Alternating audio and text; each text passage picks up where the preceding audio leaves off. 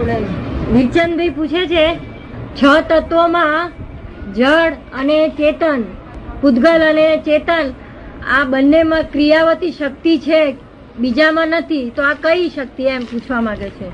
શાસ્ત્રમાં એવું વાંચ્યું છે કે પૂતગલ અને ચેતન 6 તત્વોમાં 2 તત્વોમાં ક્રિયાવતી શક્તિઓ છે, તો એ કઈ શક્તિઓ? શક્તિ પોતપોતાના સ્વભાવની શક્તિ તો હોય ને દરેક માં આ બેન જુદી કેમ બતાવે છે? જુદી કેમ બતાવે છે આ બેન? શું જુદી બતાવે? ક્રિયાવતી શક્તિઓ જુદી કેમ બતાવે છે? દરેક ની સ્વભાવિક જુદા જુદા હોય ને. દરેક પૂતગલ નો સ્વભાવ જુદો, આત્મા નો જુદો, ધર્માસ્તિકાય નો જે શક્તિ હોય એ પૂતગલ માં ના હોય, પૂતગલ ની શક્તિ હોય ધર્માસ્તિકાય માં ના હોય, બધી શક્તિઓ જુદી જુદી હોય બધા.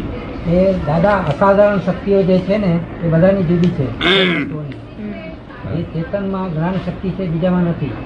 એ એમ કે છે કે જે અસાધારણ શક્તિ છે 6 ની એ તો જુદી જુદી જ છે કે છે, દરેક ની જુદી જુદી હોય. બરોબર, પણ એમાં શાસ્ત્રમાં એમ કીધું કે બંનેની અંદર આ 2 ની અંદર ક્રિયાવતી શક્તિ છે, એટલે કોમન છે એમ.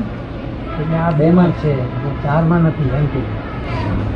એમ કે છે કે આ 6 માં આ 2 માં ક્રિયાવતી શક્તિ છે અને બીજા 4 માં નથી, એવું કહ્યું છે કે છે. કોઈ ક્રિયાવતી શક્તિ એકલામાં જ છે, એક જ માં છે, 2 માં નથી. એક જ માં ક્રિયાવર્તી શક્તિ છે. પૂતગલ એકલામાં ક્રિયાવર્તી શક્તિ, બીજા ક્રિયાવર્તી શક્તિ આત્મામાં નથી. પૂતગલ એકલું જ સક્રિય છે, બીજું કઈ ક્રિયાવાન છે જ નહીં. કોઈ શું પૂછવા માંગે છે? એ શું કરે છે, કેવી રીતે છે એ સમજવું હતું.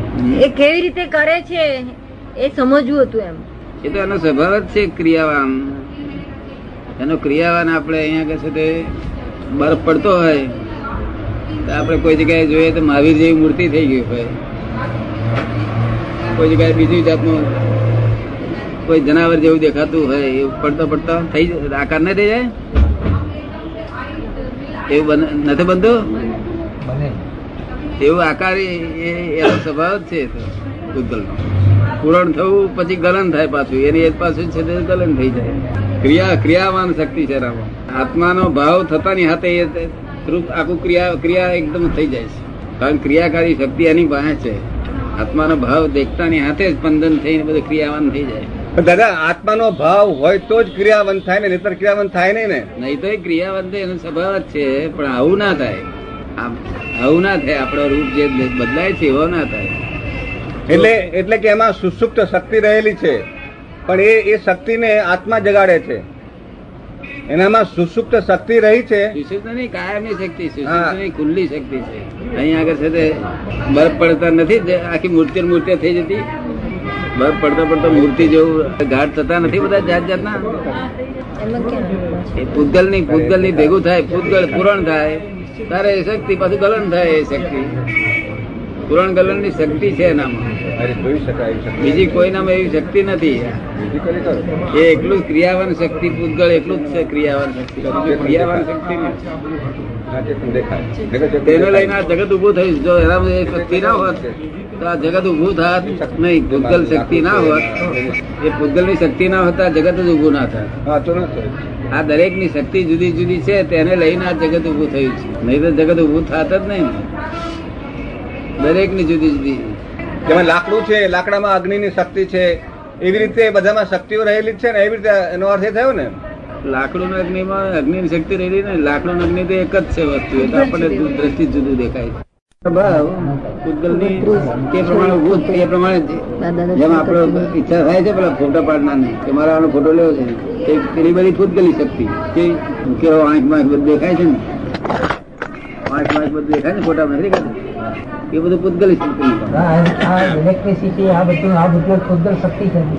આ ઇલેક્ટ્રિસિટી આ બધું પૂતગલ શક્તિ છે એમ. એ તો પૂતગલ જ છે ને, બધું ઉગાડું પૂતગલ છે. એ તો બધું ઉગાડું પૂતગલ જ છે. બધું આ જગત માં બધું બધું તારી પૂતગલ જ છે. પૂતગલ સિવાય આંખે દેખાય નહીં. આ આંખે દેખાય છે ને, કોને સંભળાય નહીં, આંખે દેખાય નહીં, સ્પર્શ ના થાય. પૂતગલ બધું ઇન્દ્રિય ગમ્ય છે. કેવું છે?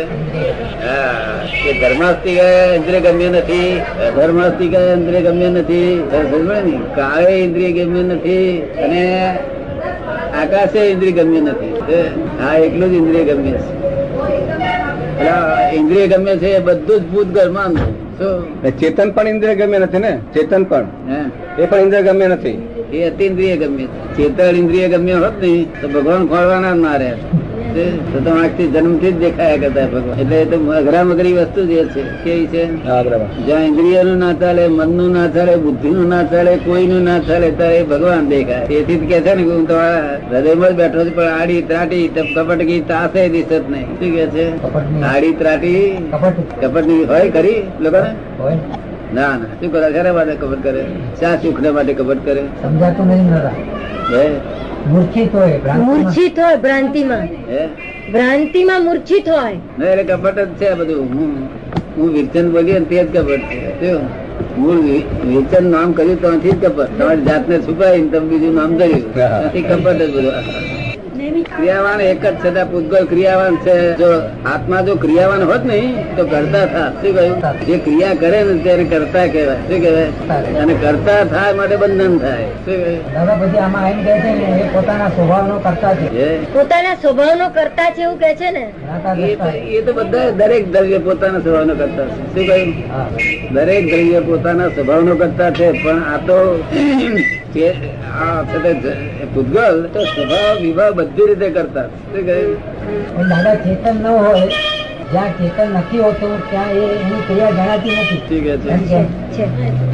એમ પૂછે છે કે જ્યાં ચેતન નથી ત્યાં આગળ પછી પૂતગલ ની ક્રિયા જણાતી નથી. એમ કેમ? આપણે એક મોટર ચલાવીએ તો માણસ જઈએ એને ચલાવવા તો ઉભી જ રહે છે.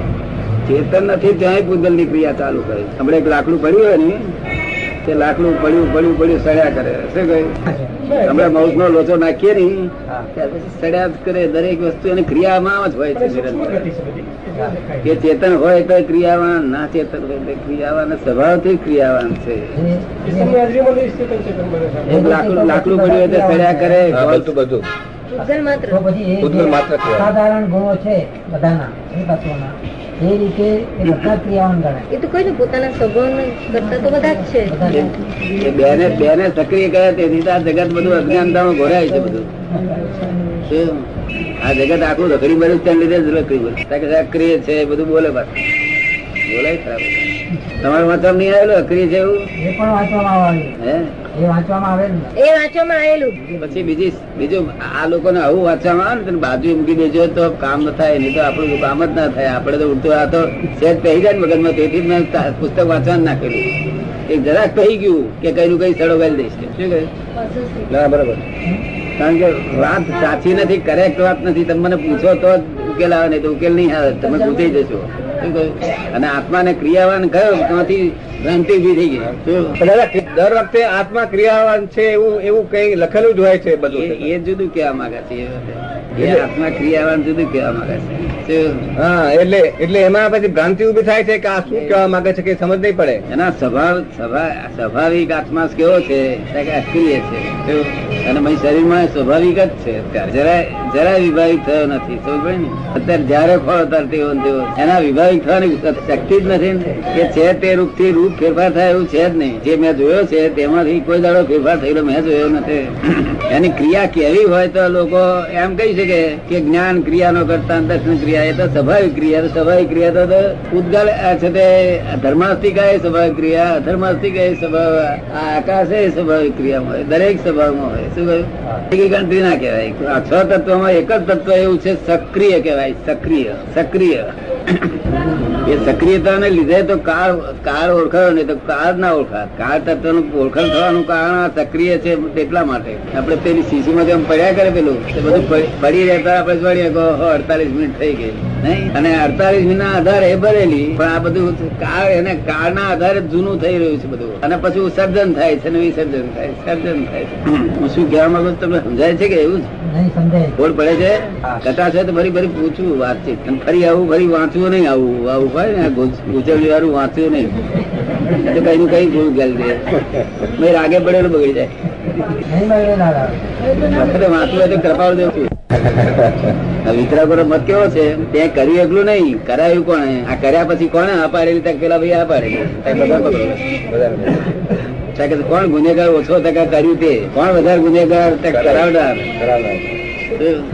હા, આ વિતરાગોના મતમાં તો બધા પકડી જાય, કોઈ દાડો કોઈ રહે નહીં. આ મત વિતરાગોનો છે. તમે સમજે ને, વ્યવહાર આત્માને નિશ્ચય બગાડી દીધો છે. શું થયું છે? વ્યવહારને નિશ્ચયમાં ધારી વ્યવહાર આત્મા એને નિશ્ચય ને મૂળ આ જે એના જે ગુણ સ્વભાવ છે ને તે મૂળ સ્વભાવ ને જ ગણાય. મૂળ કયા કયા ગુણ છે એને જ કહેવાય ગુણ. સમજે ને, બીજું વ્યવહારમાં આત્માને કરતા માન્યો તે પછી કાયમ માની લીધો. શું થયું? તેથી ભોગતા માન્યો, તેથી છે તે ત્યાગી માન્યો કે ત્યાગ કરે તો જ થાય ને થાય નહીં. સમજે ને, એટલે આ બધી ભૂલ ચોરી ભૂલ ચાલુ આવી છે તે એવી ભૂલ થઈ છે આખું દખલાઈ ગયું બધું. એ તોડવા સારું ફક્ત કુંદકુંદાચાર્ય લખ્યું. બધી આખી ભૂલ તોડી છે. સમજમાં બેસી જોઈએ ને. આત્મા તો વ્યવહારથી જ કરતા છે. સમજ પડે ને, પણ નિશ્ચયથી આ કરતા છે. નિશ્ચય શું છે?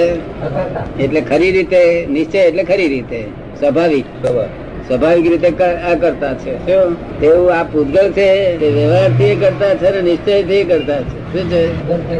નિશ્ચયથી કરતા છે. વ્યવહારથી કરતા છે ને નિશ્ચયથી કરતા છે.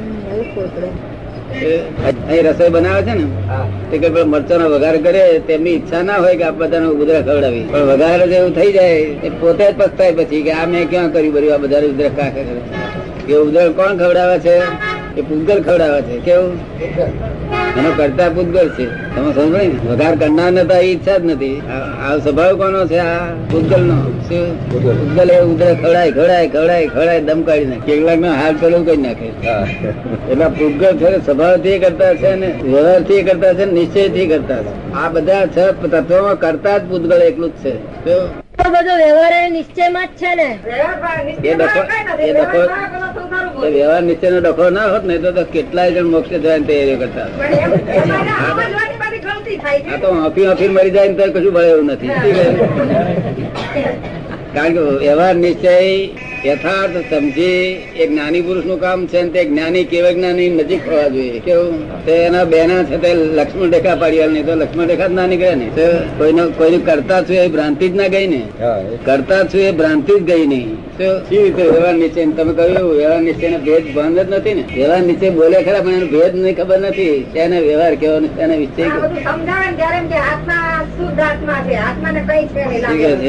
અને પછી વ્યવહારમાં આ બધો કર્મ બધો બંધાય છે. એ અહંકાર કરીને થઈ શકે એમ છે. શુભમાંથી શુદ્ધમાં કેવી રીતે જાવ? શુદ્ધમાં એ અહંકાર ની કામ નથી. ત્યાંથી સીડી ક્યાં આગળ છે તે જ ખબર ના પડે ને. ત્યાં જ લિફ્ટ જોઈએ. અહીં પગથિયા ચડવાની સીડી ક્યાં આગળ તે ખબર પડે નહીં. તેથી જ બધું અટક્યું છે. બધું આખું અટક્યું છે. ત્યાં જ અટક્યું છે. બધું અટક્યું છે. ત્યાં જ દાદા અટક્યું. તો હવે દાદા એ શુભ માંથી શુદ્ધમાં કેવી રીતે જવાય? એ હવે કોને? એનો શબ્દ ના હોય. લઈ જાય સીધા. એનો શબ્દ ના હોય. શબ્દ ન હોય. એ આપ જે જ્ઞાન આપો છો એ જ અમે કલાક બેહાડીએ છીએ. તે વખતે ભગવાન ની કૃપા ઉતરે છે. બરાબર. કૃપા ઉતરે તો કામ થાય નહીં તો દાડો વરે. એ બધા જે જ્ઞાન લે એ બધા પર કૃપા ઉતરે ને દાદા. હા, બધા પાત્ર પ્રમાણે બધા. બરોબર. એટલે રિસીવિંગ સ્ટેશન જેવું હોય એવું એનું થાય. બરોબર. એક ને બે જવું, એક શીખી જાય બધું વ્યવસ્થિત ને હું શુદ્ધાત્મા બે વસ્તુ શીખી જાય. આ બધો ડખો ઓછો થઈ જાય. વ્યવસ્થિત વાત છે ને. એ કરતા પદ માંથી નીકળે તો જ વ્યવસ્થિત સમજાય. છે ક્રિયાકારી જ્ઞાન છે. કેવું છે? ક્રિયાકારી જ્ઞાન. તમારે કશું ના કરવું પડે, જ્ઞાન જ કામ કર્યા. તમારે જાતે કરવું પડે છે કશું?